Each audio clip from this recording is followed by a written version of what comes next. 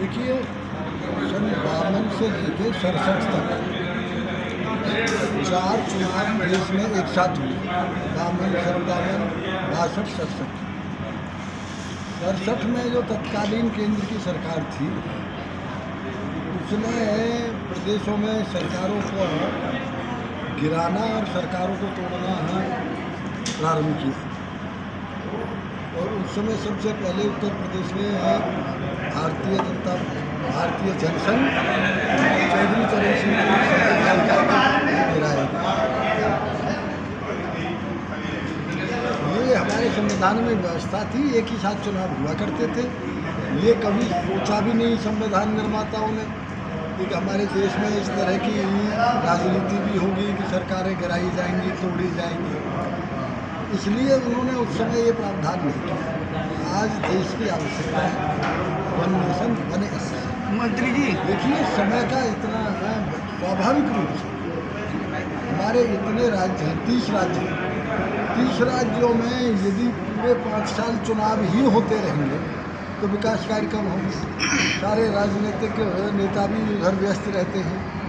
दूसरे नंबर ये है, खर्चा भी उतना ही होता है। एक इलेक्शन में 4 महीने पूरे लगते हैं। वोटर लिस्ट पहले तैयार होती है, आपत्ति होती है, वोटर लिस्ट फाइनल होती है, इसके बाद फिर चुनाव प्रक्रिया चलती है। धन का अपव्यय। वोटर लिस्ट प्रत्येक राज्य में अध्यापक तैयार करते हैं, छात्रों का नुकसान। इसलिए किसी भी स्थिति में एक वन नेशन वन इलेक्शन होना ही चाहिए। यही देश के हित में है और यही अर्थव्यवस्था के हित में, समय की बचत इसी में है। दूसरे पहलगांव में जो घटना हुई है, इसको लेकर के भारत की रणनीति क्या है इस समय? क्या भारत बदला ले पाएगा? वो तो स्वाभाविक रूप से ये केंद्र का विषय है। बहुत सख्ती से कदम उठाए जा रहे हैं और निश्चित रूप से जब उन्होंने एक बार पहले हमारे साथ ये किया था और सबको मालूम है, घर में घुस के उनको मारा गया और सर्जिकल स्ट्राइक हुई। 40 के बदले 400 मारे गए। क्या मंत्री जी इंटेलिजेंस का फेलियर है ये? इस तरह मतलब लोग घुस आए और धर्म को पूछकर उन्होंने ये वार किया। देखिए, ऐसा है, ये आतंकवादी घटनाएं कोई एक देश में नहीं होती है। आतंकवादी घटनाएं पूरे विश्व के पटल पे अनेक देशों में आप देख भी रहे हो। तो ये कोई फेलियर की बात नहीं है।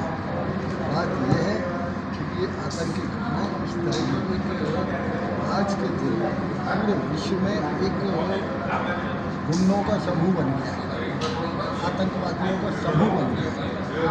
वही आतंकवादी कभी मिलके इजराइल पे अटैक कर देते हैं, कभी चाइना में, कभी रूस में, कभी इंडिया में, कभी नहीं।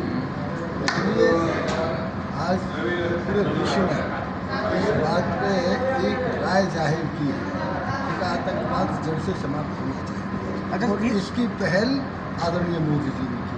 अच्छा मंत्री जी, आज से पहले मतलब जो हादसा हुआ है पहलगांव में, वहाँ पर धर्म को पूछकर कोई गतिविधि नहीं हुई थी। अब टूरिस्ट कैसे जाएंगे वहाँ पर? अति घृणित कार्य है, अति घृणित कार्य है।